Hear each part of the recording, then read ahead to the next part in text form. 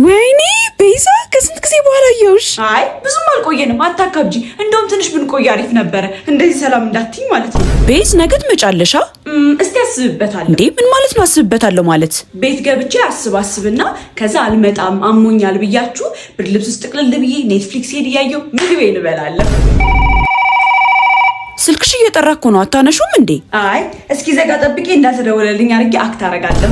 ኧረ የዛሬውማ ይደገማል። ቀላል ይደገማል። መች ነው እንደገና የምንገናኘው? አይ አንገናኝም፣ አይደገምም። ለአንድ ለ3 ወር ከራሴ ጋር መሆን ፈልጋለሁ። የብቸኝነት ጊዜ ያስፈልገኛል። ከእናንተ ጋር ተራርቄ የሶሻል ባትሪ ማደስ ፈልጋለሁ። ወይኔ ቤዛ ምን እንዳረኩኝ አታውቂም። በቃ አለቀልኝ፣ ጉዴ ፈላ። ከኔ ጋር ያገናኛል? አይ ስለዚህ ራስሽን ቻይና ዝም በይ። እኔ ፊልም ልይበት። ሰላም ቤዛ ትኖራለች? አይ የለችም። እንዴ አንቺ አይደለሽ እንዴ ቤዛ? አዎ ነኝ፣ ግን ማውራት አልፈልግም።